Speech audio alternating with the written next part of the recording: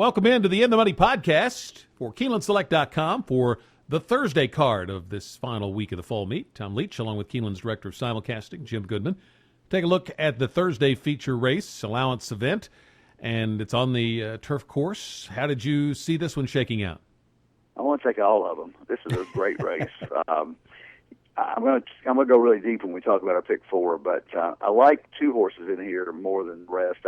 I guess the 12-horse Share the Sugar would be my very slim pick for Kenny McPeak. Coming out of a Kentucky Downs race, and you always like the Kentucky Downs races, and only got beat by a length and 3/4 to Bitty Kitty, who came back and won here. So I think Share the Sugar is probably going to be a favorite here, and I am going to take her, but I'm going to also use Latique for Jimmy Graham and Graham Motion, who's obviously contending for the title for best trainer. But the other horses, I can make a case for Proctor's horse, Sianke.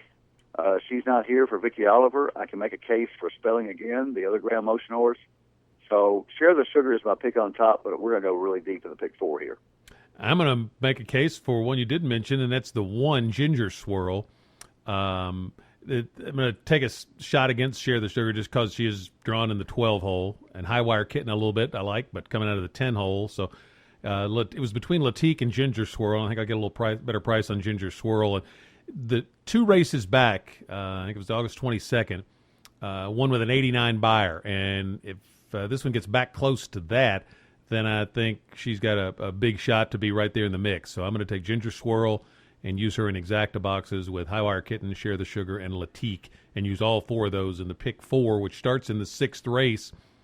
And the horse I liked in there was Principessa Avenue. This horse was nominated for the Pin Oak Valley View, and then they elected not to run there and go in this softer spot, but must think pretty highly to have nominated to the stake off the comeback win up in the Mid-Atlantic area earlier this summer for Jonathan Shepard, and who just missed getting a win on Saturday with the sprinter. So Principessa Avenue is the pick in there, but I also want to use Quality Kitten, Two to Tango, and Magic of Reality.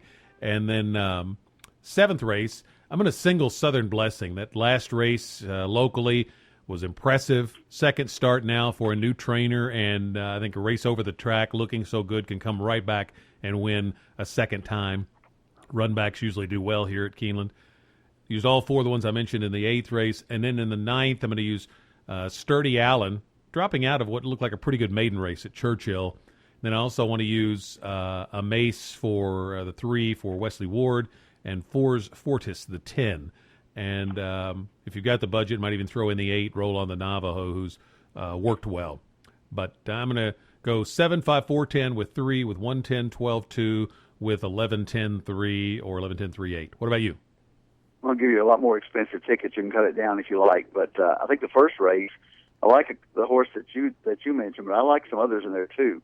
The conditions of this race are fillies and mares 3 years and up, which have never won 2 races other than, or which have never won 3 races. There's only one horse in here that's won more than 2 races. Let's Go Donna. And, she's a 5-year-old mare, but she's won 13 races, 13 for 45. I don't care where you're running.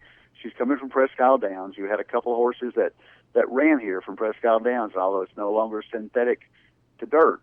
This is synthetic to turf. And I think Let's Go Donna has a real shot here, 13 for 45 lifetime. And the rest of the horses together have only won 14 races. So she's my top pick here, but I would use Principessa Ava. Nota de Oro, which a horse that I had used in the contest that I qualified for the NHC, if you remember, and she scratched out last week because of some, I guess we took it off the turf. And I think she's got a shot for Mike Stidham, 2 to Tango for Brian Lynch. And I think I will go 4, 6, 7, 8 here and go 4 deep. I had 3 deep, but you taught me into Principessa Ava. So I will go 3, 6, 8 in the second race. Your horse, the 3 horse that you singled, which is Southern Blessing. But I would also use Bobblehead for Mike Stidham and pick 3 Punchy just because I like Ingrid Mason, and Florence Giroux. Ingrid Mason won her first 2 races here with Giroux riding. So pick 3 Punchy is my long shot of the day. I would use all in the 8th race or whatever you can afford because I think it's wide open. And then the 2 horses you used in the last race, were the 3 Amace and the 11 Sturdy Allen. I would stick with those 2 horses in the last. So that's about a $90 ticket if you want to go that deep. But if you want to cut it back, cut some in the all race, but be very careful.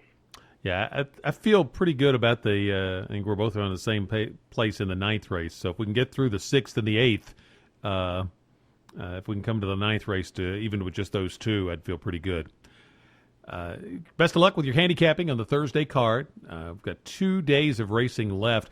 This weekend, Friday and Saturday, Sea Blue Day at Keeneland. And for students, they're going to be running the shuttle from campus out to the hill tailgating area on Friday, as well as always doing that on game days. So you can go to Keeneland.com, find out details on all the events of Sea Blue Weekend and everything else that's going on during this final week of the fall meet. For Jim Goodman, I'm Tom Leach. That's the In the Money podcast for KeenelandSelect.com.